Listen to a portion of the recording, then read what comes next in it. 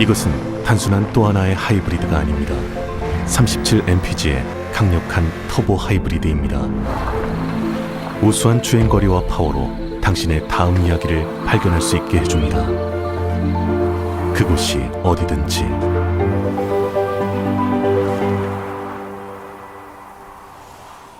올류 소렌토 터보 하이브리드, 세계 최초의 스토리텔링 머신.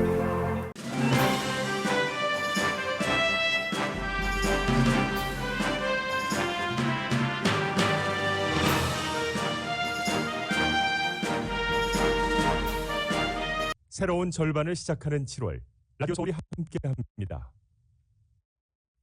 강혜신의 오늘의 미국.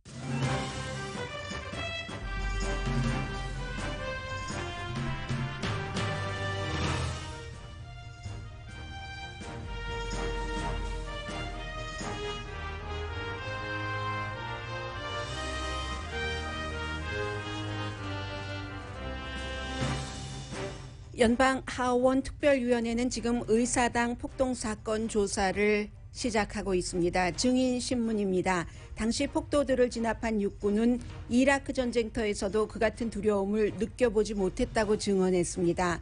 의사당 경관은 테러리스트들은 자신들을 크리스천으로 자처했다고 증언합니다.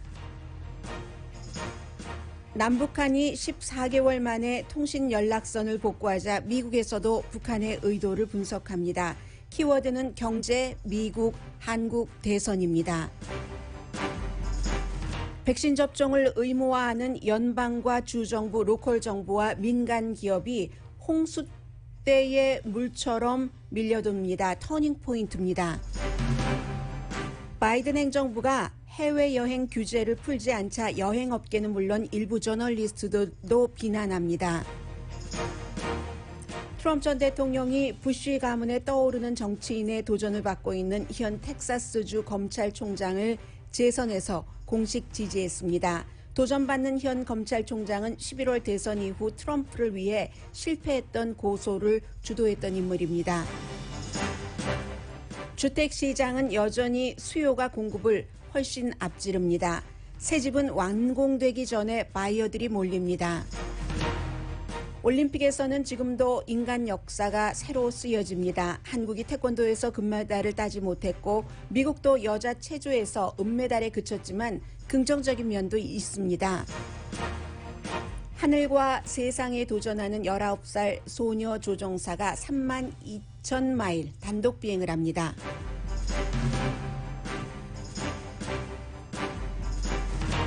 여러분 안녕하십니까? 오늘의 미국 강혜신입니다. 지금 의사당에서 일어나고 있는 일은 사실은 일반인들에게는 더군다나 미국에서 태어난 미국 사람이 아닌 이민자로서의 미국인들에게는 조금 멀리 느껴질 수 있지만 굉장히 중요한 사건이고요. 그 전에 먼저 그 남북한의 통신 연락선 복구 가동부터 좀 전해드리겠습니다. 군사 한라인을 포함해서 여러 개 라인이 오픈됐고 그러나 이제 청와대와 북한과의 한라인은 오픈되지 않았죠. 종전 기념 한 78주년 되네요. 53년도에 휴전이 됐기 때문에 외교적으로 이 북한의 핵 문제가 풀어지는 신호인가 이 이슈 그 결과에 대해서는 나중에 전해드리겠고요. 우선은 그 과정부터 여러분들께 좀 상기시켜드리면 지난해 4월부터 북한이 이제 여러 가지 그 남한 정부의 이유를 들어서 일방적으로 이 통신을 두절을 했고 그리고 14개월 동안 여러 번 김정은 위원장 문재인 대통령 사이에 편지가 오고 가서 지금 이제 그 통신 연락선이 복구됐다는 겁니다. 바이든 대통령과 문재인 대통령이 5월 달에 만났습니다. 그때도 미국이 뭐라고 얘기를 했냐면 확실하고 현실적인 접근으로 외교적으로 북한과 핵 협상을 하겠다는 얘기였고요. 그리고 이제 지난달에 북한에 관한 여러 가지 북한이 좀 풀어줬으면 하는 것을 연장했습니다. 북한의 핵 위협은 미국의 아주 그 안전에 위험이 된다는 그런 내용이었고 그러자 이제 북한은 미국이 북한에 대해서 어떠한 그 적대 정책을 풀지 않으면 우리는 핵 프로그램을 확장할 수 있어 이런 위협을 했죠. 그리고 나서 이번에 이제 통신 연락선이 복구되기까지 문재인 대통령은 복구되기 전에 삐라 뿌리는 것이요. 그런 것을 법적으로 금지해주고, 그리고 이제 바이든 대통령에게도 트럼프 전 대통령이 했었던 북한과의 싱가포르 회담 서명한 그대로 해달라라는 이제 문재인 대통령의 여러 가지 노력이 있은 뒤에 이번에 이런 일이 있었다는 겁니다. 그럼 연락을 북한이 일방적으로 두절했었던 통신 연락선이 복구된 것이 얼마나 큰 일인가. 미국의 모든 매체는 거의 모든 전문가들과의 인터뷰를 실어서 상징적인 제스처다. 아직까지 뭐 큰 무엇이 있는 것은 아니다. 그러나 항상 상징이 현실이 되죠. 긍정적인 스텝이라고 얘기를 합니다. 뭐 월스트리트저널, 워싱턴 포스트, 뉴욕타임즈 전부 보도를 하고, 이 보도 내용에는 미국에서 활동하고 있는 랜드 코퍼레이션이나 아니면 뭐 많은 그 여러 그 띵크탱크, 그리고 한국의 북한 문제 전문가들의 말도 인용을 해서 보도를 하는데, 드라마틱한 개선은 못 된다. 남북 관계도 또 북미 관계도 단시일 안에 너무 의미를 두지 말아라. 그러나 길을 트일 수 있는 어떤 그 뭔가를 잡기는 잡았다는 얘기예요. 북한이 왜 이렇게 했는가? 북한이 이제 핵 문제를 해결할 때는 결정적으로는 남한 대통령과 하는 것이 아니라 미국과 해야지 되는 거죠. 그렇기 때문에 미국 대통령과 앉아서 다시 회담해야지 된다는 것을 북한도 알고 있는데, 그렇게 볼 때 한국이 아직까지는 어떤 효용성이 있다는 거죠. 현재로서는 북한이 미국과 직접 통화를 하기 어려운 상태이기 때문에 북한이 원하는 방향으로 미국을 문재인 대통령이 움직여주기를 원하는 것, 그리고 이제 부수적으로 국제적인 이미지요. 이미 김정은 위원장도 트럼프 전 대통령이 국제 무대에 올려놨기 때문에 북한도 외교적으로 모든 문제를 풀고 싶어하는 보통 국가의 지도자의 면면을 갖고 있다는 것을 이제 원한다는 거죠. 그런데도 평양이 대단한 뭐 그런 협력을 지금 그 한국과 하기를 원하는 것도 아니고, 미국과도 당장 어떤 회담을 하기를 원하는 것도 아니라는 거죠. 빠른 시일 안에는. 그렇지만 이제 한국과 이렇게 뭐 임의적으로 그 두절을 했었던 통신 수단을 다시 오픈함으로써 관계를 개선을 해서 미국이 양보하도록 만들려고 언젠가 다시 미국과 협상을 해야지 되니까 미국과의 관계, 이게 이제 첫 번째고요. 두 번째는 경제가 더 어려워졌기 때문이라고 보는 사람 있습니다. 중국에서 뭘 도와준다고 하더라도 거부하고 있잖아요, 지금. 혹시 도와준다는, 그래서 보내는 농산물에 코로나 바이러스라도 묻어서 올까봐. 이게 이제 또 한국에 대해서 북한이 불만을 갖고 있는 점이기도 하죠. 한국이 혼자 북한에 해줄 수 있는 그런 부분은 굉장히 한정돼 있죠. 미국의 눈도 있고 유엔의 제재도 있기 때문에. 그래서 한국이 뭐 경제적으로 뭔가를 제대로 해주지 못했던, 제대로라고 얘기하는 것은 이때는 북한의 입장에서 제대로라는 얘기입니다. 그래서 지금 그만큼 경제적으로도 어렵다 하는 것이 있고, 또 하나는 대선에서 문재인 대통령, 지금의 진보적인 더불어민주당의 대선 후보가 이기길 바란다는 거죠. 후보 개인의 입장도 있고, 그리고 당으로 볼 때도 지금 현재의 여당이 현재의 야당에 비해서, 야당의 다른 후보들에 비해서 여당의 후보들이 북한에 대해서는 훨씬 유리한 대북 정책, 대북 입장을 갖고 있기 때문에 그게 이제 그렇게 여러 가지 일이라는 겁니다. 경제, 미국과의 관계, 한국 대선. 그런데 지금 북한은 항상, 요즘은 조금 변덕이 예전보다는 덜한 편입니다. 예전에는 뭐 하루 이렇게 얘기하고 그 다음날 뒤집고 그 다음날 또 뒤집고 그 다음날 또 반쯤 뒤집고 했었던 것이 북한인데, 요즘은 김정은 위원장 들어와서 조금 그 시기가 오래 가고 있죠. 그런데 다음 달에 또 한미 군사훈련이 있기 때문에 이제 그때의 북한의 반응은 어떨 것인가 하는 것도 또 그 봐야지 되는 부분입니다.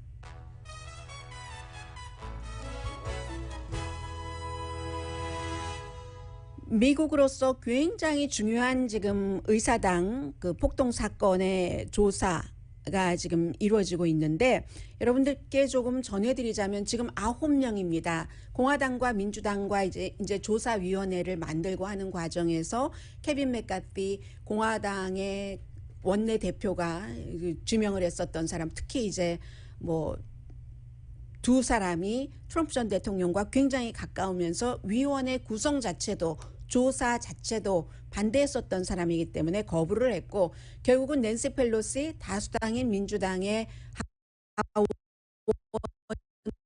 의장이 두 사람을 선택을 했는데 공화당 가운데서 한 사람이 리즈 체니, 또 한 사람이 조금 이따 말씀을 드리겠습니다. 아주 잘 알려진 젊은 공화당에 어찌 보면 미래에 떠오르는 인물이라고 도 볼 수 있는 그런 사람입니다. 그래서 지금 오늘 새로운 비디오도 많이 밝혀지고요, 보여지고 그리고 특히 이제 당시에 폭도를 진압했던 4명의 의사당 경관 그리고 이제 투입된 뭐 예를 들어 워싱턴 DC라든가 뭐 이런 사람들 군도 투입됐고 하니까 나중에는요 방위군이요. 그렇기 때문에 이제 그런 사람들이 증언을 하고 있는데 아무튼 9명입니다. 해서 이제 아담 킨징어라고 말씀드릴까요? 미리 굉장히 일리노이주의 트럼프 전 대통령을 넘어서야지 공화당이 바로 설 수 있다라고 얘기를 하는 아담 킨징어하고 리즈 체니가 낸시 펠로시가 딱 선택을 한 공화당 의원으로서 이번 조사위원회 9명 가운데 포함되는 겁니다. 그래서 지금 보면은 특히 제가 여러분들께 현재도 진행되고 있는데 현재도 진행되고 있는데 이제 의원들이 9명의 조사위원들이 물어보고 있기 때문에요. 거기에 대해서 답을 하는데 제일 먼저 제가 인상적이었었던 그런 두 사람의 얘기를 조금 전해드리겠습니다. 서전트 아퀴리노 곤넬 육군 베테랑입니다. 이 사람은 이라크 전쟁에도 참전했었던 사람이에요. 그날 폭도들을 진압하는 것이 내 인생에 있어서 내가 법집행관으로서 군으로서 그리고 그날 의사당에 가서 폭도들을 진압하는 과정에서 이라크 전쟁 때보다 더 무서웠었다고 증언을 했습니다.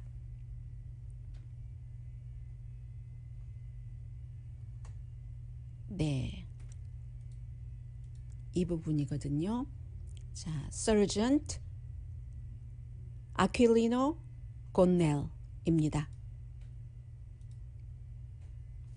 But on January 6, for the first time, I was more afraid to work at the Capitol than my entire deployment to Iraq. In Iraq, we expected armed violence because we were in a war zone. 네, 전쟁터에 있기 때문에 이라크에서는 어떤 일이 일어날지 예측 가능했지만 그날 의사당에 들어온 폭도들은 자신의 군 경력, 법 집행관으로서의 경력상 그 정도로 팽팽했었던 적이 없었다고 말합니다. I was falsely accused of betraying my oath, of choosing my paycheck. 너무나 민주적인 방식으로 폭도들을 진압하려고 했지만 폭도들로부터 나온 그런 말은 좀 전에 여러분들께서 들으신 것처럼 bad enough라고 얘기를 하잖아요. 폭도들이 나는 육군이다, 경찰이고 뭐 이렇게 본인을 얘기를 하면서 진압하려고 하는데도 돌아온 답은 이랬다는 겁니다. The writers call me traitor. 매국노라고 불렀다는 거예요. 반역자라고 본인을. And shouted that I, an army veteran and a police officer, 육군이고 경찰인 나를 처형시켜야 된다라고 그들은 얘기를 했다는 겁니다. 신체적으로 밀치고 차고 스프레이를 뿌려서 눈을 다치고 했었던 레이저 등등으로 그랬기 때문에 이라크 전쟁터에 있었던 그 모든 기간보다 그날 의사당 폭력 사건을 진압하는 것이 훨씬 두려웠고 힘들었었다고 얘기를 했고요. 그리고 두 번째 이분은 메트로폴리탄 경찰관이요. 워싱턴 DC 경찰관인데 그곳에 이제 파견이 됐죠. 데니엘 혹 씨의 얘기입니다. 테러리스트라고 이분은 완전히 의사당 폭도들을 부르고 있습니다. The sea of people was punctuated throughout by flags. Sea of people이라고 얘기를 하죠. Variations of American flags and Trump flags. There was Gadsden flags. It was clear the terrorists perceived themselves to be Christians. I saw the Christian flag directly to my front. Another read, Jesus is my savior, Trump is my president. Another, Jesus is king. One flag read, don't give up the ship. 네, 자신들을 크리스천이라고 하면서 그 본인의 앞에 볼 수 있는 기는 미국기가 많았고 또 트럼프기, 미국기와 트럼프기가 대체적인 기였는데 그 가운데 이제 뭐 크리스천기도 있었고 그리고 또 블루기라는 것이 블루 플래그라는 것이 경관들을 유니폼 색깔 때문에 의미하는 거잖아요. 경관들을 지지한다는 블루기를 들고 와서는 경관인 나를 그토록 아주 힘들게 공격을 했었다. 무시하고 우리를 공격하면서 경관을 지지한다는 기를 앞에서 흔들고 있었다라고 얘기를 합니다. 어떤 테러리스트는 이분은 테러리스트라고 분명히 얘기를 하고 있는데 본인이 군인이었다고 군인으로서 나라를 위해 싸웠는데 다시 지금도 본인은 나라를 위해서 싸우는 것이라고 얘기하고 이분의 그 증언 가운데서 하나 또 좀 뚜렷하게 들렸던 것이요. 자신들을 블랙 라이브스 매터 시위대가 아니기 때문에 뭐 흑인의 인권, 모든 사람들의 인권을 존중하자, 생명을 존중하자 하면서 시위하는 블랙 라이브스 매터 시위대가 아니니까 우리를 진압하지 말아라. 우리를 진압해선 안 된다. 이렇게 했다는 얘기입니다. 물론 뭐 이 증인들을 소환하고 하는 것도 9명 특별위원회에서 한 것이기 때문에 특별히 그날 진압을 할 때 이 같은 내용이 더 잊혀지지 않는 그런 진압 대원들을 소환했을지는 모릅니다. 그러나 이것이 이제 의회에 선서를 하고 하는 증언은 거짓을 할 수 없는 거잖아요. 그날 그랬다는 얘기가 되겠고요. 이 같은 증언이 있기 전에 케빈 맥카티, 굉장히 이 조사위원회의 조사를 반대했었던 공화당의 하원 원내대표도 기자회견을 했습니다. 낸시 펠로시를 굉장히 비난을 했고요. 1월 6일 의사당 폭동 사건을 진압하는 것에 당신이 이 의사당의 최고 수장인데 하원 의장인데 실패하지 않았는가 하고 비난을 했습니다. 1월 6일 의사당 사건이 있은 직후에는 바로 그 똑같은 입으로 케빈 맥카티 하원 공화당 원내대표는 트럼프 전 대통령을 비난했었거든요. Enough is enough. 내가 현장에 있었다. 그 사람들은 안티파도 아니고 블랙 라이브스 매터 시위대도 아니다. 당신의 지지자들이더라. 그러니까 당신 말밖에 듣지 않으니까 빨리 텔레비전을 통해서든 팍스를 통해서든 인터뷰를 하면서 지지자들이여 의사당 밖으로 평화롭게 나가라 라고 얘기를 해야지 된다고 그렇게 얘기를 했었던 사람이에요. 케빈 맥카티가. 그런데 오늘은 낸시 펠로시의 책임이다 이런 말을 했고요. 또 중요한 것은 리즈 체니 지금 이제 여러 명의 조사위원들이 질문을 하고 있는데 리즈 체니 공화당 이번 일로 인해서 트럼프 전 대통령을 탄핵해야지 된다고 탄핵 재판이 있었고 하원에서 통과됐고 공화당 의원 리즈 체니를 포함해서 10명이 탄핵에 찬성했습니다. 그 일로 인해서 리즈 체니는 서열 3위 커뮤니케이션 최어 자리를 신참에게 뉴욕이 지역구인 의원에게 내줬어야지만 됐고 오프닝 스테이트먼트에서 뭐라고 얘기를 했냐면요. 본인은 1984년부터 보수 공화당이었고 처음 투표를 한 사람이 로널드 레이건이었다. 난 지금 이 위원회에 나랑 같이 소속돼 있는 모든 민주당 의원들과 거의 모든 안건에 거의 동의하지 않는다. 그런데 끝에 가면 at the end 우리는 같은 나라의 같은 국민이다 라고 얘기를 합니다.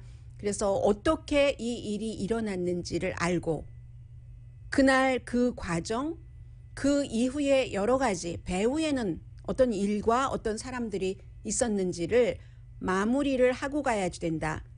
그렇지 않고는 이 같은 조사 없이는 미국의 1월 6일 의사당 폭동 사건은 영원히 캔서로 남을 것이다. 한 게 리즈 체니의 오프닝 스테이트먼트였습니다.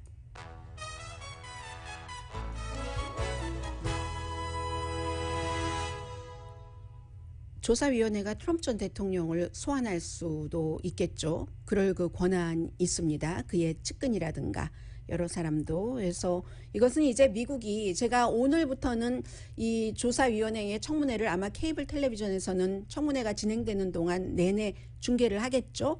라디오와 또 코리안 아메리칸의 특수성에 따라서 그 전체적인 것을 여러분들께 다 말씀드리지는 않겠습니다. 그러나 중요한 고비고비마다 이런 일이 일어나고 있고, 이 가장 미국 역사상 사실은 현대 역사에서는 국민에 의한 국민의 민주주의 청사를 들어간 것이기 때문에 제일 비극적인 사건이었죠. 이 비극적인 사건이 반쪽의 정치 그룹인 공화당에서는 조사하기를 거부했는데, 어떻게 미국 사람들이 민주적으로 미국식으로 마무리 짓고 있는가 하는 것은 제가 전해드리겠습니다.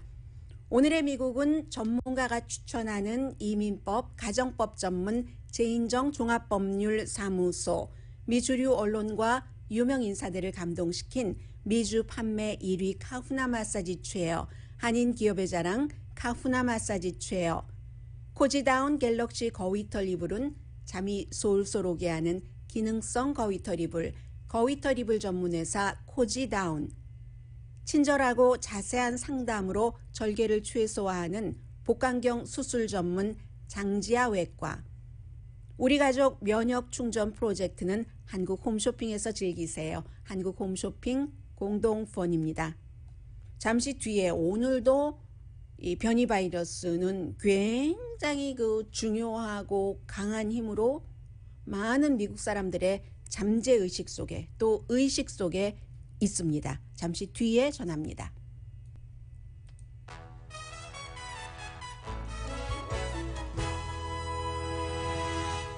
라디오 서울 방송 오늘의 미국 듣고 계십니다. 제가 지금 들어오고 있는 뉴스를 조금 점검하다가 1초 뜸을 들였습니다. 죄송합니다. 왜냐하면 캘리포니아주에서 백신 접종률이 굉장히 높은 카운티인데도 바이러스 확산이 다른 백신 접종이 낮은 지역보다도 높은 그런 곳이 있기 때문에 아직은 왜 그런지 이유는 모른다는 거예요. 다만 그 5 카운티가 나왔는데 로스앤젤레스, 샌디에고, 알라미다, 콘트라코스타, 샌프란시스코 이런 지역이거든요.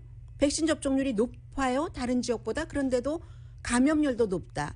글쎄요. 이것은 아마 이런 지역에 이민자들이 많이 살고 있고 이민자들의 이제 특수성 때문에 어쩌면 뭐 예를 들어 히스패닉계가 가족들이 많이 몰려 산다던가 이런 것도 뭐 원인이 될 수 있겠죠. 몇 %인지는 모르지만. 그리고 지금 더 중요한 것은 질병통제국이 가이드라인을 결국은 새로 발표를 했습니다. 백신 접종을 받았더라도 살고 계시는 곳, 일하는 지역이 바이러스의 핫스팟이면 지금 확산율도 높고 병원에 입원하는 사람도 많은 그런 위험 지역이면 마스크를 써야 된다라는 얘기입니다. 마스크가 돌아온 겁니다. 지금 마스크가 컴백한 겁니다. 마스크 정책. 인도어, 실내에서의 마스크 정책입니다. 제가 이 정도까지만 지금 봤고요. 뭐 확진자가 미국 확진자가 뭐 거의 60%가 덜 계산됐을 수 있다 하는 뭐 연구가 나왔다면서요. 그것도 상당히 가능성이 있죠. 테스트를 안 받은 사람이 많고 그 사이에 그저 건강하고 하는 사람은 극복될 가능성도 높기 때문에요. 지금 백신 의무화가 홍수가 되고 있습니다. 어제부터요. 미국에서도 그렇고 해외에서도 그렇습니다. 해외는 뭐 대표적인 예가 지금 프랑스와 이태리 거부하는 몸짓에도 불구하고 그리고 캘리포니아주도 미국이 그렇게 백신을 의무화하는 것이 흔치는 않거든요. 뭐 예를 들어서 독립전쟁 때 유럽군은 다 뭐 천연두 백신 접종을 받았는데 미군들이 안 받았다. 그때는 미군도 아니죠. 식민지에 뭐 영국에서 보면은 오합지졸들이 개다되고 이제 그 백신 접종까지 안 받아서 이럴 때 조지 워싱턴이 1777년도에 의회에 가서 우리도 백신 접종을 받아야 된다 얘기할 때 자유를 위해서 지금 우리가 이렇게 전쟁을 하고 있는데 그걸 강제화한다고 군인에게 이랬지만 그것을 뚫고 백신 접종을 받고 뭐 전쟁에서 제대로 전쟁 싸움을 할 수 있었고 그 뒤에는 뭐 세계적으로 유행인 뭐 여러 가지 뭐 홍역, 천연두 이런 것들을 어린 학생들에게 학교에서 백신 접종을 했지만 그렇게 흔한 것은 아니에요. 미국에서 이런 것인데도 지금 그 백신 코로나 바이러스 같은 경우는 너무나 빨리 퍼지고 알 수 없는 것이고 하기 때문에 백신 접종의 의무화가 시작이 되는 겁니다.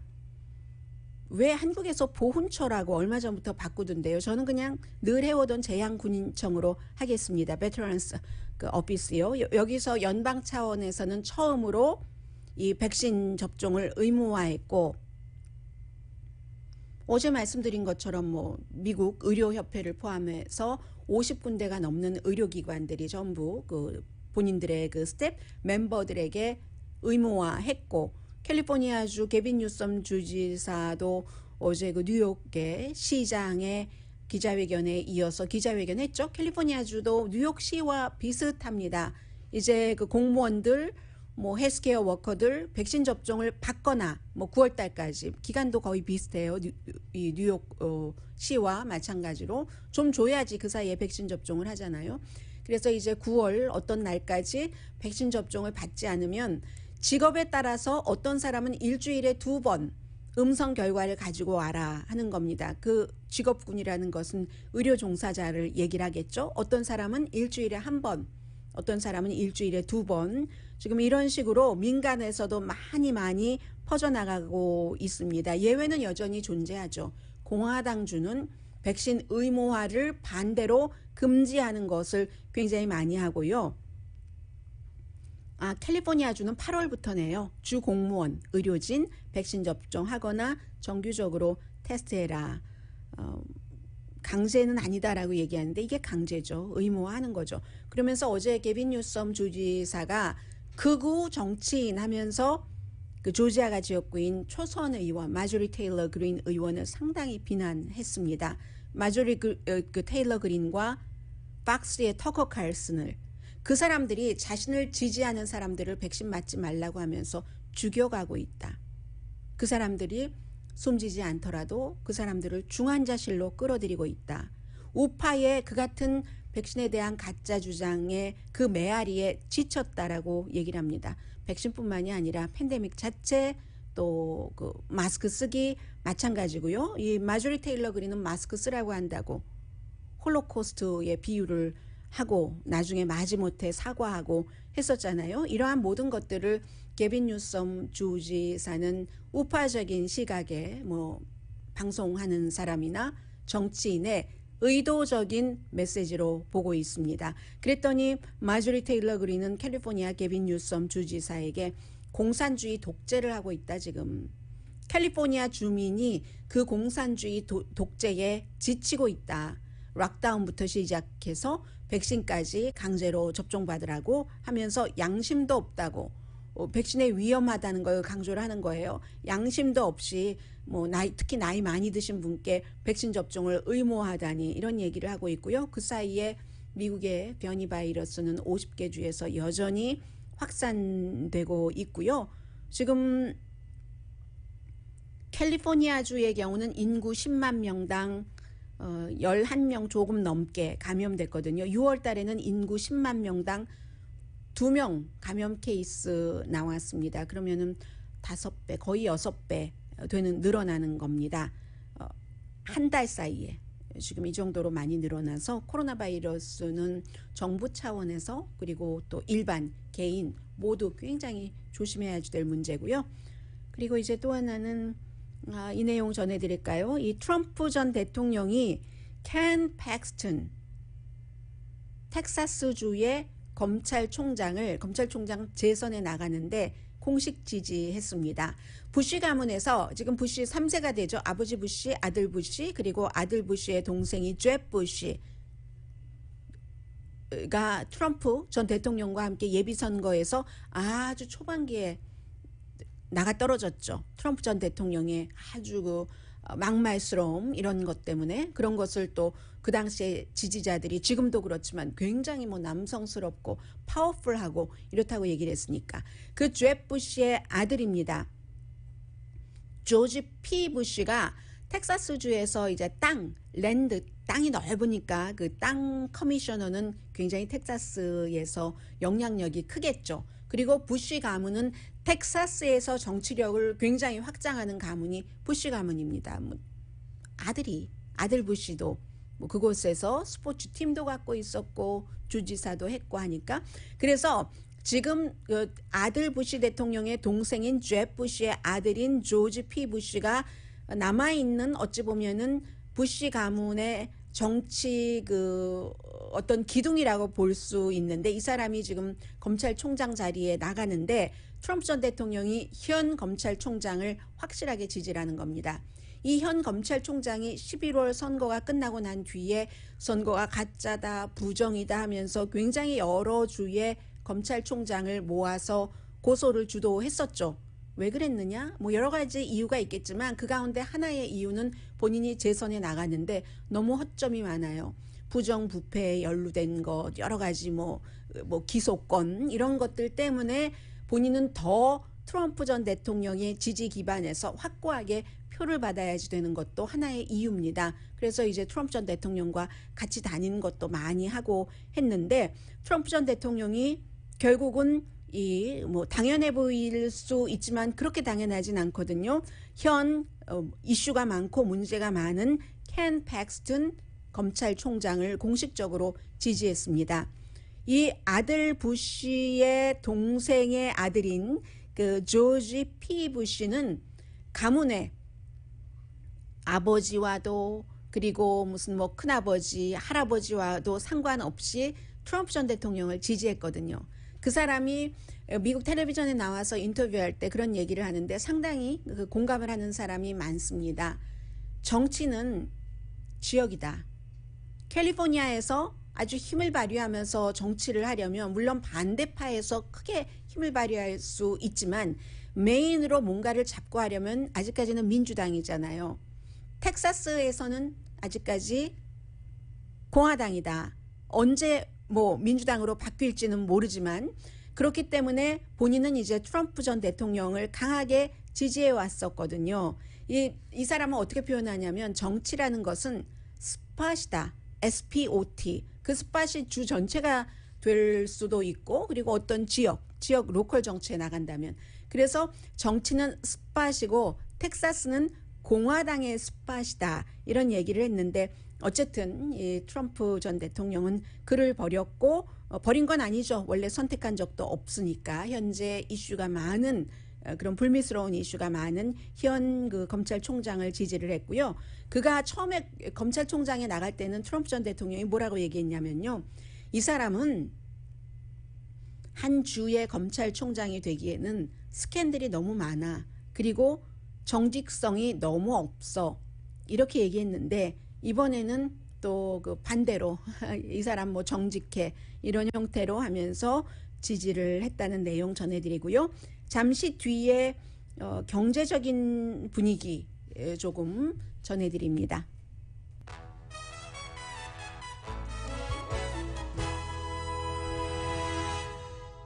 라디오 서울 방송 오늘의 미국 듣고 계십니다. 네, 지금 막 들어오고 있는 뉴스를 보니까 애틀랜타 스파 총격 사건이요. 용의자 있었죠? 그 용의자가 가석방 없는 종신형을 지금 선고받았습니다. 오늘 선고 재판이 있었군요. 그래서 가석방 없는 종신형을 선고받았다는 것. 그 정도만 지금 나오고 있습니다. 그 한인 코리안 아메리칸을 포함해서 여러 명을 살해했던 세 군데 스파에서 바로 그 용의자입니다. 젊은 용의자인데요. 주택 시장은 여전히 뜨겁습니다.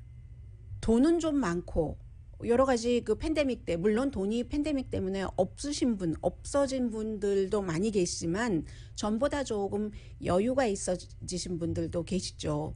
여러 가지 보조도 있고 또 직업을 잃지 않았다던가 직업은 잃지 않았는데 돈 쓰기는 거의 지난 1년 동안 불가능했기 때문에 그래서 이제 그리고 또 욕구가 있죠. 사람들이 집에서 일을 한다던가 집에서 많은 시간을 보내면서 조금 스페이스가 넓었으면 좋겠다. 항상 이게 유행이 흘러가는 거죠. 어떤 사회 이슈에 따라서 400 스퀘어 피트만으로도 충분해 라고 하던 때가 심플 라이프를 추구할 때 그러다가 또 재택근무 같은 것을 많이 하니까 좀 스페이스가 있는 게 좋겠어. 가족끼리라도 나만의 공간도 필요하고 집에서 많이 시간을 보내니까 이런 욕구까지 겹쳐서 돈 많고 사고 싶은 마음이 더 커지죠.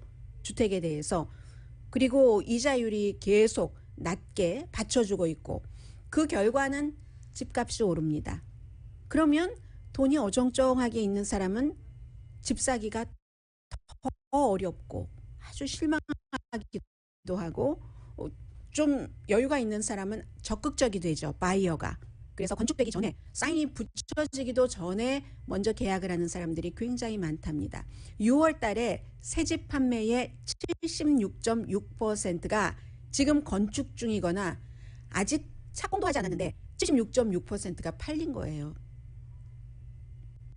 물론 그럴 수가 있어. 하지만 뭐 새집 같은 경우는 모델하우스만 보고 사는 경우가 많잖아요. 그런데 이 경우는 아직 착공도 안 했는데 모델하우스를 보더라도 좀 어느 정도 지어주면서 모델하우스가 있는 게 아니라 완전히 착공도 안 했는데 아니면 건축 중인 76.6%가 팔린다는 얘기인데 팬데믹 이전에도 뭐 76%까지는 안 갔지만 65% 정도 많을 때는 그 정도까지는 새 집은 그냥 모델하우스 그냥 덩그마니 있는 거 보고 사거든요. 그래도 지금 11.6%나 그런 비율이 늘어났다는 거잖아요. 그래서 인벤토리가 없으니까 아주 그 인내심이 없는 바이어 아니면 빨리 사고 싶은 그런 바이어들은 재고가 없으니까 최선의 방법은 남들이 보지도 않고 전혀 지어지지도 않아서 우물쭈물 아니면 심사숙고하고 있는 것이라도 잡아야지 하는 케이스가 오히려 늘어나고 있답니다. 물론 최근에는 조금 새집이 늘어나고 있기는 해요. 그런데도 너무 인벤토리가 없으니까.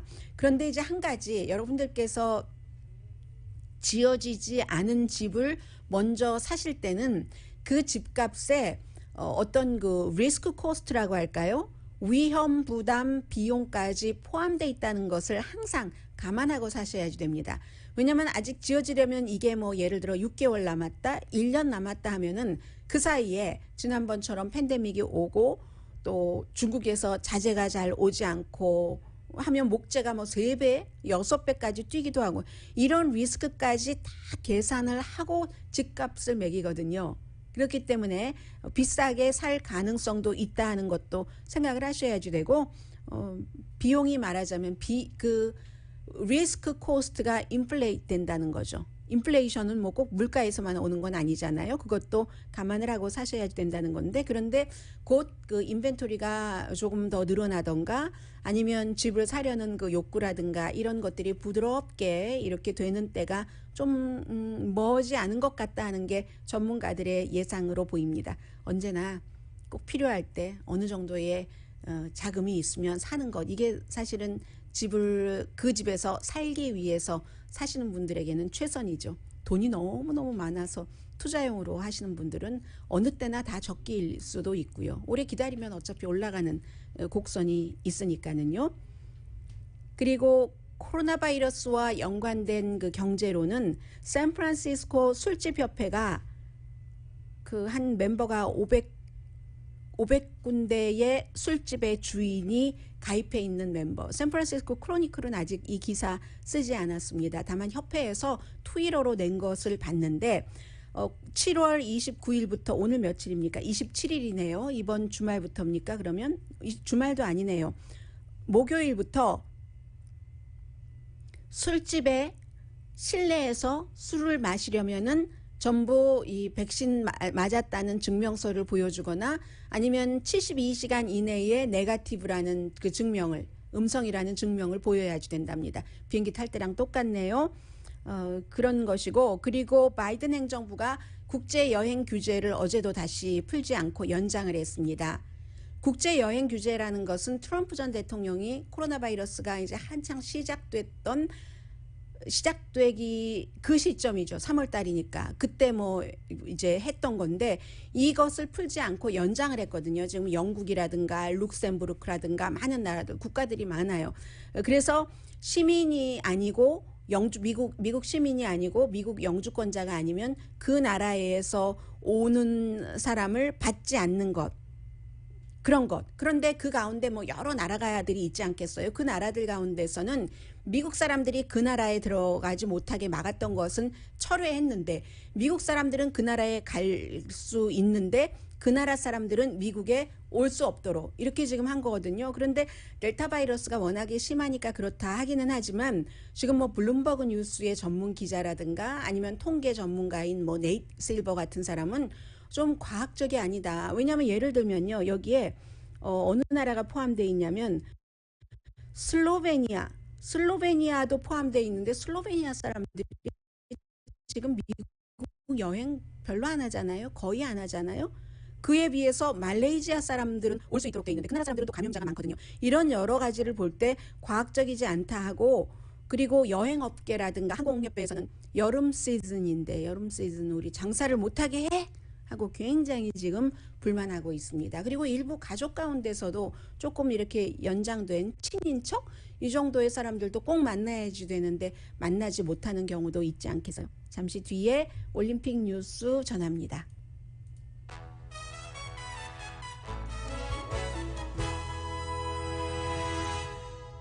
라디오 서울 방송 오늘의 미국 듣고 계십니다. 좀 전에 그 아틀란타 그 스파 사건은요. 아틀란타가 아니라 그게 이제 스파가 세 군데인데 하나는 체로키 카운티이고 또 하나는 이제 애틀란타 그쪽이잖아요. 해서 두 군데이기 때문에 아직 애틀란타 쪽 한인들이 연관된 그 케이스는 남아 있고요. 체로키 카운티에서 2명이 숨지고 몇 명이 병원 갔고 하는데 그 케이스에 대해서 그렇게 그 라스트 네임이 롱이었었던가요? 그 용의자가 가석방 없는 종신형을 선고받았다 하는 얘기입니다. 아직 그 아틀란타 쪽 재판은 선고 공판은 남아 있습니다. 올림픽은요. 어제 제가 이 시간에 미국 여자 태권도에서 처음으로 이제 금메달을 받았다 했고 나중에 이제 쭉 이제 시간이 흐르고 여자 남자 총체적으로 한국이 이번에 금메달을 못 받았어요. 은메달에 그쳤잖아요. 해서 이건 너무한다. 너무 효율적으로 뭐 태권도를 세계에 전파했더니 이렇게 우리가 뭐 종주국이 받지도 못하는 애 하는데 그런데 조금 다르게 생각을 하면요. 뭐 항상 뭐 축구의 종주국인 영국이나 미국이 우승하는 것도 아니고 그렇게 넓게 생각해 보면 어떤가 하는 느낌도 조금 들었고요. 저희 아담 맞나요? 그리고 여자 그 체조에 큰 그 기대를 걸었었던 그 시몬 바일즈가 어떤 이유로든 잘 못하고 아주 굉장히 압박을 많이 받고 있었다고는 해요. 인스타그램에 그렇게 본인이 썼던데 그리고 이제 물러나면서 결국 미국도 체조에 금메달 3번 연속 못 받고 러시아에 넘겨줬거든요. 그 다음이 이제 영국이고 미국이 은메달이고 한데 여기서도 마찬가지로 3번 연속 뭐 금메달 못 받았다도 중요하지만 그렇게 하고 나서 시몬 빌레즈가 이제 본인이 이제 리드를 해서 그 금메달 선수들과 축하한다고 해야지 되는데 제일 먼저 얼마나 뼈 아프겠어요. 그런데도 그렇게 제일 먼저 축하를 했다는 것도 있고요. 스포츠맨십이죠. 그야말로 스포츠맨십이란 단어도 스포츠맨이라고 하는 글쎄 맨은 남자 여자이기도 하지만 좀 바꿔야지 되는 거 아닌가 하는 생각도 들고요. 또 하나는 저는 좋았던 게 버뮤다가 그 첫 금메달을 받았는데 플로라 더피가 이제 그 골드 메달을 받았는데 그 이 뭐 메달 뭐 경기 뭐 이 자체도 뭐 중요하기도 하지만 그렇지만 이 버뮤다라는 나라가 인구가 뭐 7만 2천 명 정도밖에 되지 않고요. 영국에 말하자면 그 속국 비슷하게 갑자기 말이 영국령이잖아요. 미국의 저쪽 그 미국 동부에서는 한 뭐 불과 몇백 마일 떨어진 그런 건데 76년도에 권투 선수가 동메달 한 번 받고는 첫 금메달 뭐 섬이니까 당연히 수영이죠. 33살 이런 뭐 어떤 나라에는 슬픈 일이 있지만 또 어떤 나라에는 이 좋은 일도 있고 수영, 사이클링, 러닝 코스에서 1시간 55분 36초 해서 금메달을 받은 일도 기록이 되고 있습니다. 오늘의 미국은 전문가가 추천하는 이민법, 가정법 전문 제인정 종합법률사무소, 미주류 언론과 유명 인사들을 감동시킨 미주 판매 1위 카후나 마사지 체어, 한인 기업의 자랑 카후나 마사지 체어, 코지다운 갤럭시 거위털 이불은 잠이 솔솔 오게 하는 기능성 거위털이불 전문회사 코지다운, 친절하고 자세한 상담으로 절개를 최소화하는 복강경 수술 전문 장지아 외과, 우리 가족 면역 충전 프로젝트는 한국 홈쇼핑에서 챙기세요. 한국 홈쇼핑 공동폰이었습니다. 10시에 좋은 아침, 좋은 하루 방송됩니다. 올림픽만 문제가 아니고요. 지금 이 순간에도 여러 가지 기록들이 이제 왔다 갔다 하고 있고, 이 19살의 벨기에 소녀, 저는 자라 해서 스페인인 줄 알았어요. 근데 자라 라스트 네임 잘 모르겠어요. 라스트 네임은 루서포드라는 19살 소녀가 32,000마일 단독 비행에 도전을 하거든요. 이게 여자고 소녀고 이런 일이 잘못되면은 겁나긴 하겠지만 흥분하겠다 하면서 2020년도에 조종사 자격증 땄는데 부모님은 조종사이시고요. 거리라는 것, 이 한계, 하늘에도 한계가 있다는 걸 보여주고 싶다고 하네요. 강희신이었습니다.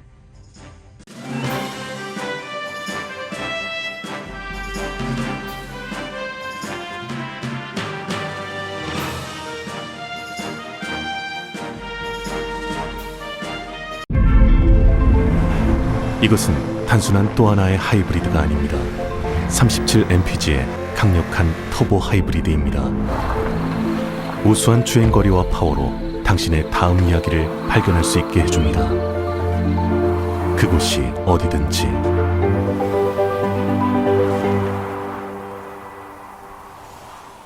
올류 소렌토 터보 하이브리드, 세계 최초의 스토리텔링 머신.